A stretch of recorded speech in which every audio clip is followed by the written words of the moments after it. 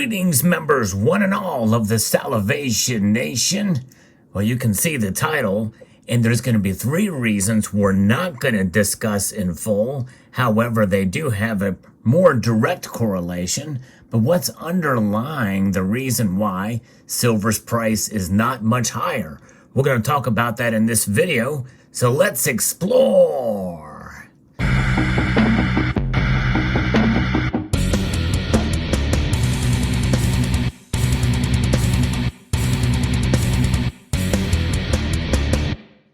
Silver has frustrated many of us for quite some time. You've heard me say that in many videos. It's a common occurring theme here, it seems. Many of us feel that silver should be a lot higher than it is now. But there's some underlying reasons why that's not the case. But first, let's talk about the immediate reasons that have a direct impact on silver's day-to-day price. And number 1 would be the dollar index. That's right, we know about the dollar index. That's reason number 1. The dollar's strength is high. And we do see moments of weakness for a brief amount of time that maybe gets our hopes up for a day or two, and then silver comes right back down again. Now, obviously, people can equate that to suppression. And in a sense, they're right in terms of the Federal Reserve. The Federal Reserve, that's what they do. They are in the business of suppression. In fact, not only for goods and services, but also in terms of the dollar. They suppress the dollar's value by design at a rate of 2% per year. So there is that. And along with that, we also have rising bond yields. That's reason number 2. When the bond yields are up, typically that puts pressure on gold and especially silver. And that's just it. When I mean especially silver, I do mean that, because silver reacts more radically to the downside when gold is down. We'll talk about that here momentarily. And then the third reason is, well, we've had in a season of rate hikes, interest rate hikes. And interest rate hikes is another thing that's coupled along with high bond yields and the dollar index, the strength of the dollar compared to other currencies out there. It's the cleanest of the dirty shirts in the laundry pile. And so that is the 3 most immediate reasons, but there's some underlying issues behind it. I touched on it momentarily here in the beginning here when I talked about gold. And before we move on here, before I get to these top 5, if you enjoy videos like this, I hope you will consider pressing the like button. Would love to get at least half of the viewers to actually like the video, and also maybe subscribe to the channel if you get a chance.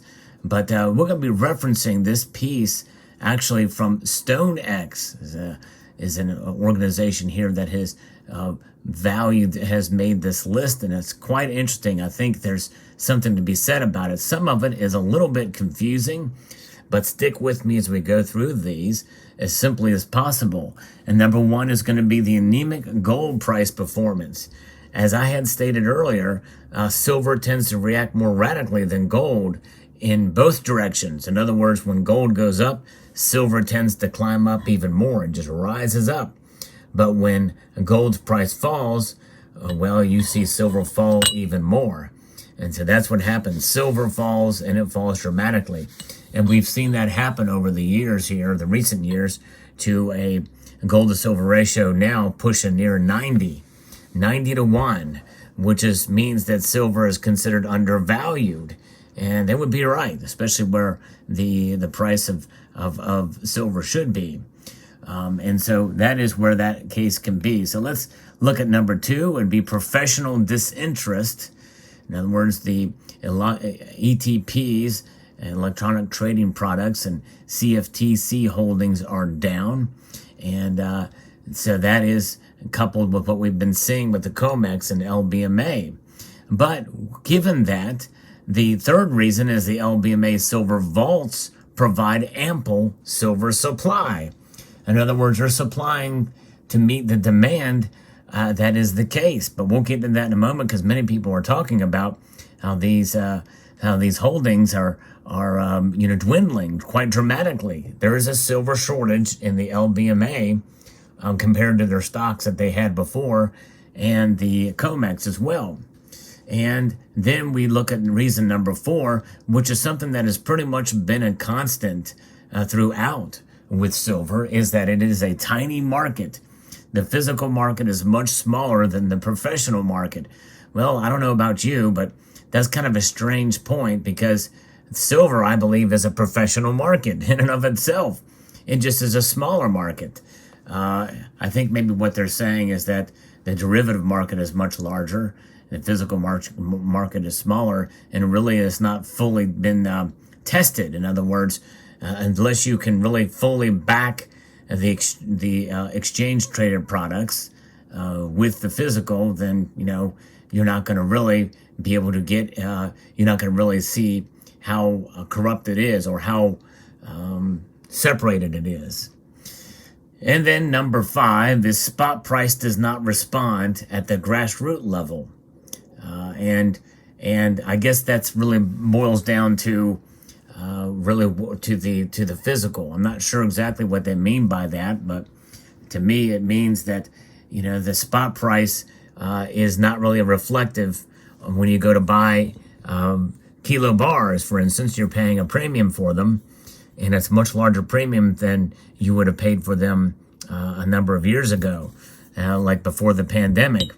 And these tend to be the best value, the best bang for your buck these days, and it's pretty much kind of where 1 ounce silver rounds used to be privately issued.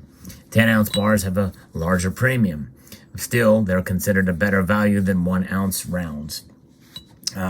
So as an example, StoneX said exchange traded products holdings are down more than 4,000 tons year to date to just under 24,000 tons.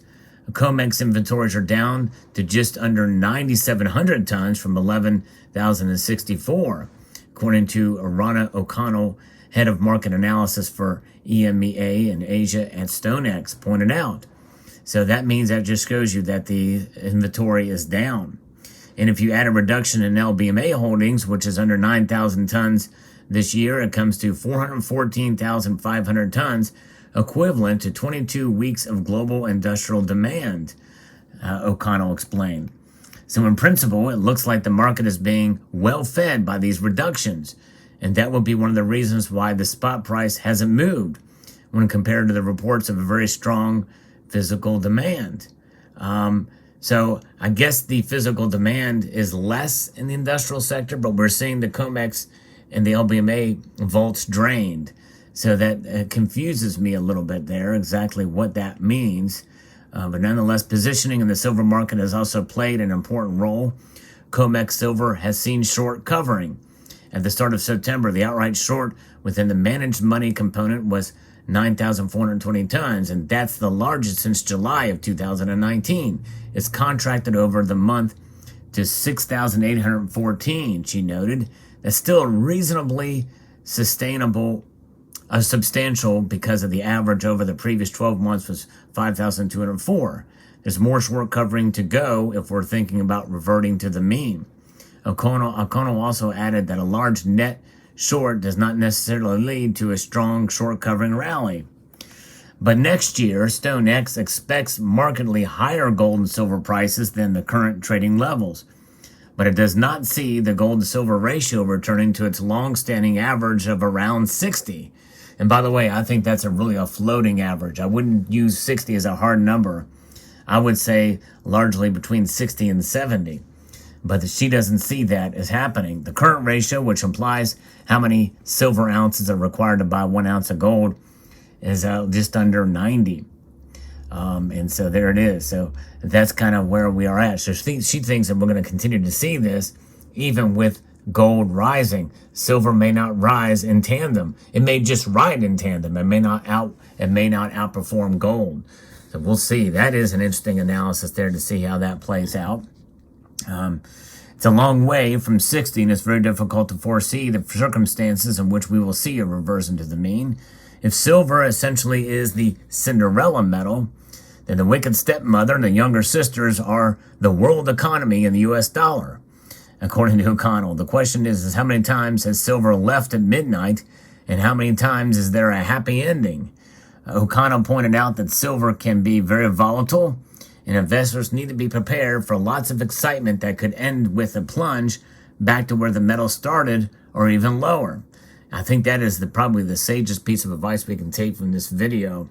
And again, especially with all the different predictions out there, I posted a video fairly recently about a silver price prediction that I think we should pay attention to based off of their prior track record, although the bullish part of their track record, it really did not, that's the part that they got wrong, not their bearish predictions. In 2022, the silver supply will return to surplus because of the redemptions in the ETFs. We're currently looking at a surplus of about 2,200 tons this year, or just under the equivalent of 3 weeks' demand, O'Connell stated. That's fascinating. Why are the LBMA stocks so low? Why is silver running out of the COMEX? This seems like it's the opposite of what she's talking about here in my mind. That is confusing to me. If anybody has any insight on that, I would love to know. In 2021, Mexico, China, and Peru were the top 3 silver producers by country, accounting for 51% of the world's silver mine supply. Also, total cash costs for primary silver mines were $3.88, while all-in sustaining costs were $10.88. Let that sink in, folks. That is interesting. Total cash costs for primary silver mines were $3.88. But the all-in sustaining costs were $10.88. That's for primary silver mines. So apparently there is a lot of room to move for profit for these primary silver mining companies. I was thinking it was about $13, $14 before the pandemic and before the rise in fuel cost. So this is interesting information.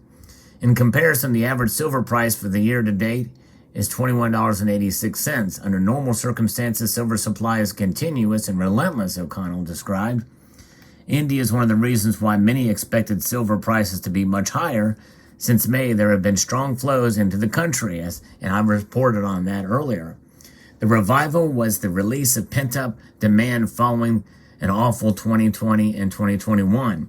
One leading importer has reported that Indian investors are looking for silver in its role as poor man's gold, expecting the silver price to outperform, O'Connell said. In terms of future predictions, StoneX sees silver keeping its close relationship with gold and copper. You've heard me talk about silver moving in tandem with copper, but it's broken away in recent weeks here.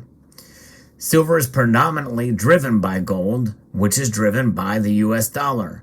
We are likely to see the dollar topping out next year because of worries around emerging market debt and higher rates, noted O'Connell. If the dollar remains too strong for too long with rising rates, we could be walking towards a precipice of financial stability and regarding emerging markets. So central banks are likely aware of this.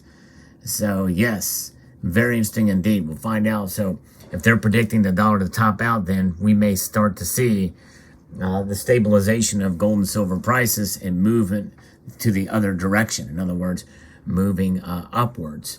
So essentially, the prices are low now, but gold and silver are not on sale because of these high premiums, because of the strong demand for this physical stuff.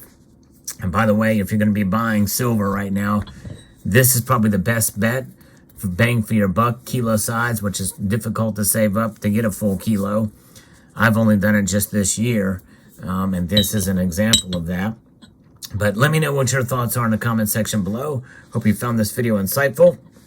I would like to extend a multitude of gratitude to you all for taking the time to watch, and to encourage you to please rate, share, comment, and